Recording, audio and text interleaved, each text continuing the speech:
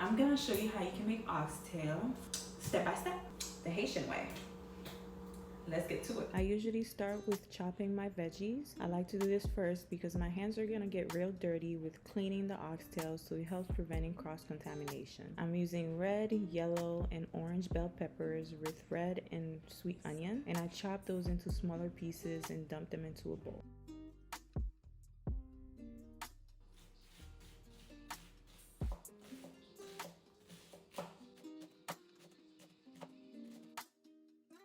After that, I minced some fresh garlic and ginger, making sure to get them as finely as possible. And if you're like me and you despise ginger and wouldn't stand biting into a piece, don't worry about this recipe. You won't be able to taste any of it once everything is cooked and well incorporated with each other. Just make sure to peel both, especially when it comes to the ginger. And when you're done with them, you can set them aside to use later for seasoning the oxtail.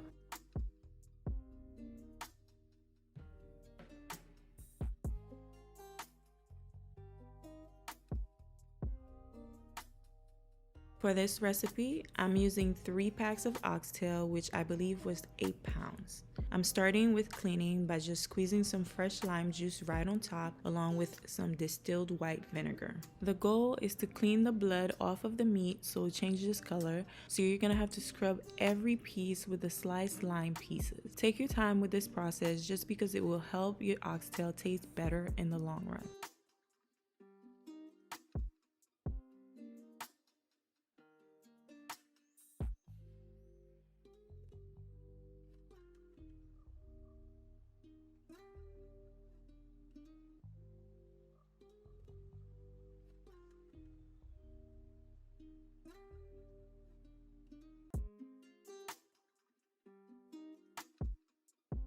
When you're done cleaning the oxtail pieces, the bloodshot red color should turn to a light pink color, and then you'll start rinsing them off a few times. This will help get rid of the excess fat, and you'll know you're done when your water is as clear and see-through as mine right here. Then you'll know you're ready to go to the next step, which is gonna be seasoning. But before that, I make sure to pat my oxtail dry so the flavor can stick.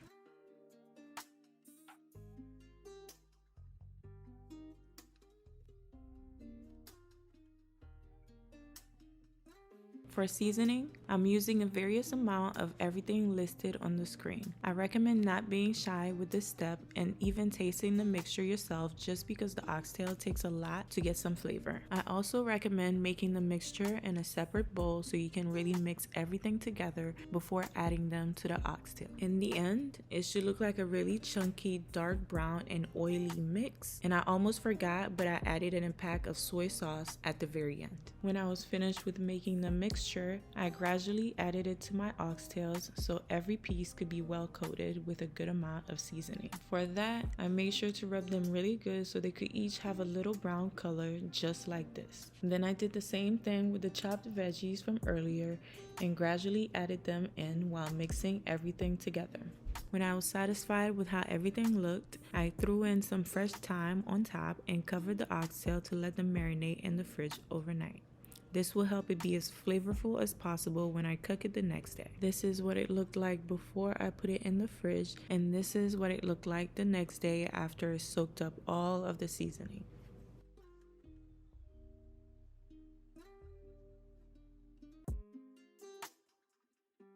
Now, I'm moving on to making Haitian épices, which is a very important Haitian green seasoning. We legit use this to cook any and everything together. It has a various mix of veggies and juices that we blend together to create this thick and flavorful seasoning.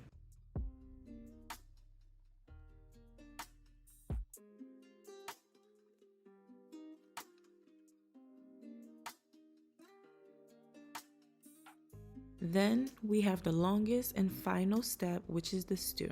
To start, I go on to caramelize the oxtail pieces in some brown sugar. I put in a few teaspoons of the brown sugar in a deep pot and mix it until it's fully melted. Then I add in some pieces of the oxtail, making sure to flip them on each side so they can get some good color. I recommend avoiding adding the veggies in the pot at this point so they don't get burned. and after getting the good sear on the oxtail pieces, I remove them from the pot and add in some olive oil to the same pot to fry the Haitian épices for about 2 minutes or so.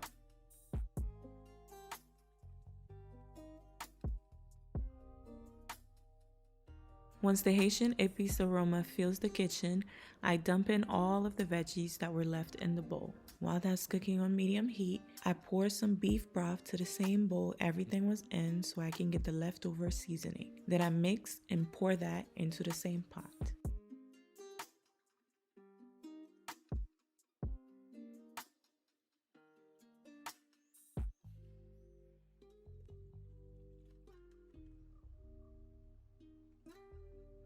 I seasoned the mixture once more and added in bay leaves followed by the oxtail pieces. This day I had a little more oxtail than could fit into my pot, so I broke it down into 2 with the smaller pieces in a smaller pot. And the only thing left to do at this point is to let this boil for 3 to 4 hours on medium heat while continuously checking on it to make sure it's not running dry. If it is, just add in more water or beef broth. Be mindful that if you add water, you'll need to add more seasoning.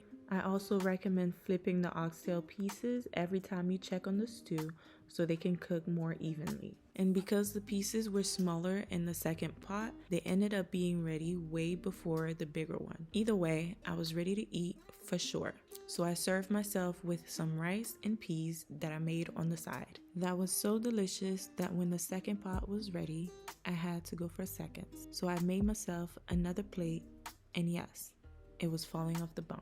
If you want to recreate this full Caribbean meal, I recommend watching my rice and peas video linked for you at the end. Until next time, bye.